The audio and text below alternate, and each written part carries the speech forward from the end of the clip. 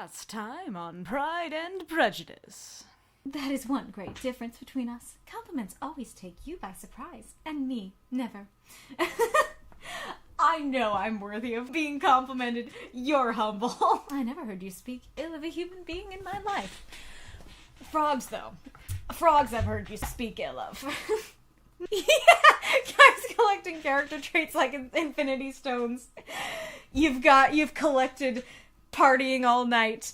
You've collected being agreeable. You've collected being handsome. Finally, you have them all. Yeah. The most elusive stone. Not stupid. It's not even smart. It's just not stupid. Guys. I think she might have some prejudices. Let's see. This one's pretty short, too. It makes it very easy to read, because I really like books that have short chapters. They're just so much easier and faster to read. Okay, so 6 seems a little bit bigger, so maybe we'll do 5 and then call it a night. Be a little after. Yeah, it is midnight right now. Just calling it as I see. I think Bingley's saying whatever everyone wants to hear, while Darcy's a little bit of that autistic bluntness, just a little bit lightly garnished with it. The pacing is surprisingly quick for an old novel. Yeah, totally. Another thing that I'm seeing why people really like it, because it's very easy to read. Like sometimes old novels and the difference in the language back then and today can make them hard to get through. But this one does not feel like that to me, so I can definitely see that is most agreeable. I'm gonna be talking like that for a while, I feel like. But yeah, so I feel like Mr. Bingley and Jane are kind of seeming like a good match, because if Jane is always seeing the goodness in people, and Mr. Bingley kind of seems somewhat similar to that, where he's like, yeah, let's party, everything's great, and I don't see anything bad going on ever. And yeah, I think that Mr. Darcy totally just seems like the socially awkward or autistic kid in the corner who is maybe kind of blunt because he just doesn't feel comfortable and doesn't know how to interact with people. And it is funny that they're like, he has good manners, he's been well taught, but he still sucks, you know? Alright, let's continue on. Chapter 5. Within a short walk of Longbourn lived a family with whom the Bennets were particularly intimate. Sir William Lucas had been formerly in trade in Meryton, where he had made a tolerable fortune, and a tolerable fortune. I love that. It's like, yeah, how much do you make? A tolerable fortune. I can handle it. He had made a tolerable fortune and risen to the honor of knighthood by an address to the king during his mayoralty. The distinction had perhaps been felt too strongly. It had given him a disgust to his business and to his residence in a small market town. And quitting them both, he had removed with his family to a house about a mile from Meryton, denominated from that period Lucas Lodge, where he could think with pleasure of his own importance and, unshackled by business, occupy himself solely in being civil to all the world. That sounds like, well, he didn't like his house anymore, so he found this lodge in the woods, and he sits there, and he contemplates how important he is. I wish I could tolerate a fortune, exactly. But though elated by his rank, it did not render him supercilious. On the contrary, he was all attention to everybody. By nature inoffensive, friendly, and obliging, his presentation at St. James's had made him courteous. Lady Lucas was a very good kind of woman. Not too clever to be a valuable neighbor to Mrs. Bennet.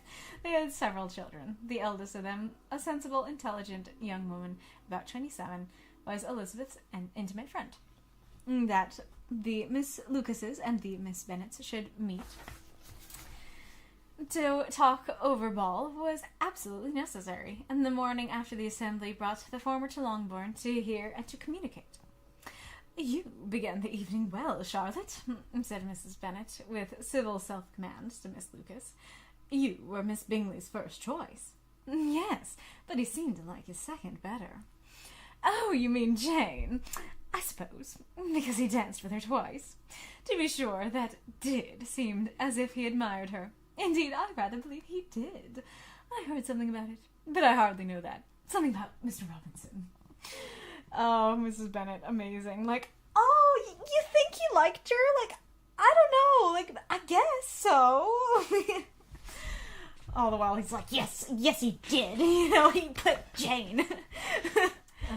Perhaps you mean what I overheard between him and Mr. Robinson? Did not I mention it to you? Mr. Robinson's asking him how he liked our Meryton assemblies, and whether he liked... whether he did not think there were a great many pretty women in the room, and which he thought the prettiest, and his answering immediately to the last question, "Oh, the eldest Miss Bennet, beyond a doubt. There cannot be two opinions on that point." Upon my word! Well, that was very decided indeed. That does seem as if... But, however, it may all come to nothing, you know. My overhearings were more to the purpose than yours, Eliza, said Charlotte. Mr. Darcy is not so well worth listening to as his friend, is he? Poor Eliza, to be only just tolerable.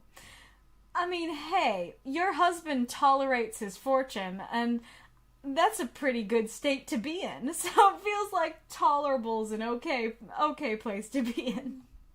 I beg you would not put it into Lizzie's head to be vexed by his ill treatment, for he's such a disagreeable man that it would be quite a misfortune to be liked by him.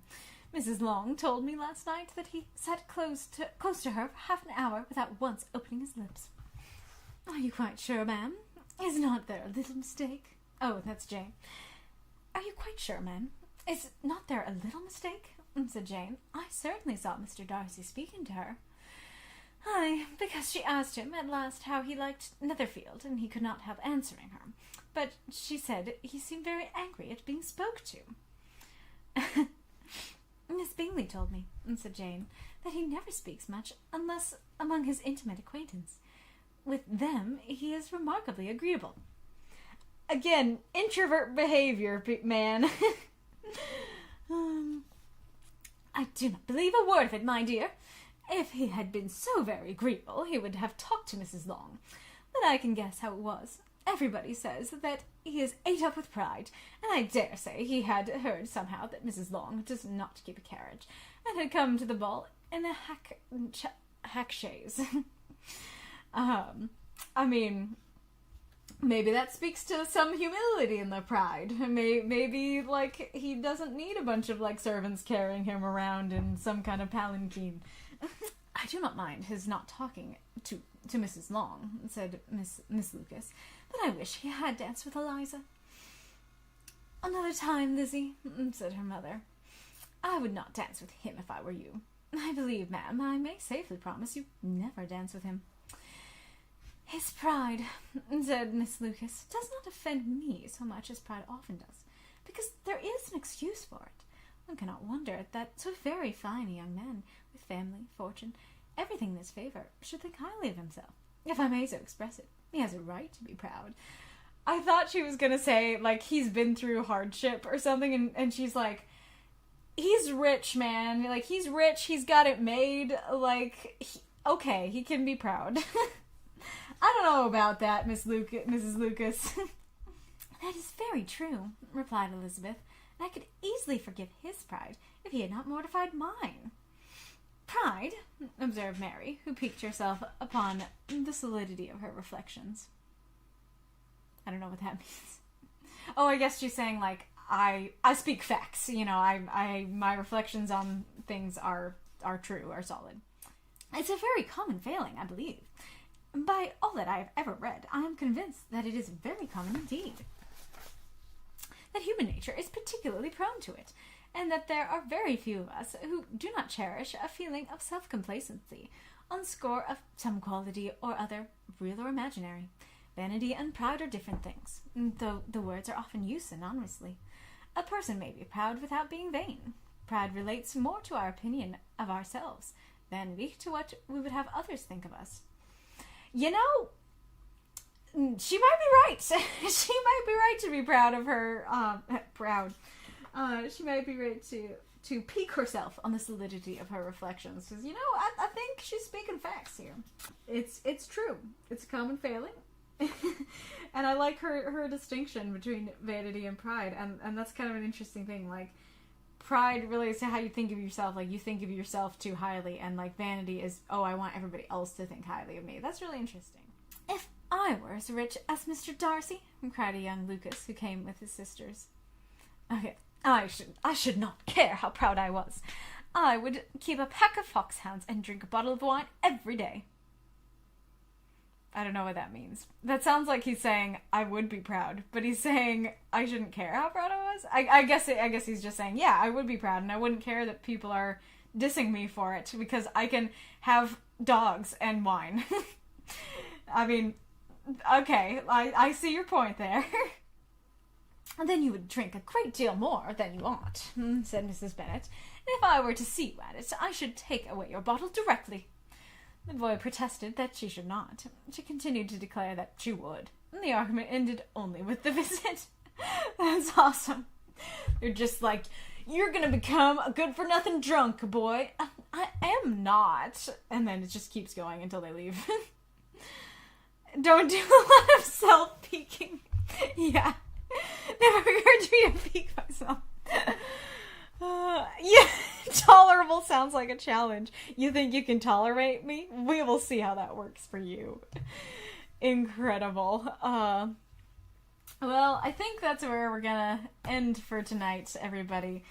But this has been so much fun. I've been enjoying this so much more than I thought it would. I think this is a great one to start with because there's a lot of fun things to react to in it. I really hope that you guys have enjoyed it and are looking forward to the next one, because I was planning on doing other stuff this week, but it's possible I'll just be like, I need to read more. We'll see how it goes. It says, congrats on breaking in the new channel. Thank you. I appreciate that. Norwood says, that was fun. I enjoyed that. Glad to hear it. Green says, thanks for the stream, guys. It was very fun. Yay. Glad to hear that y'all had a good time.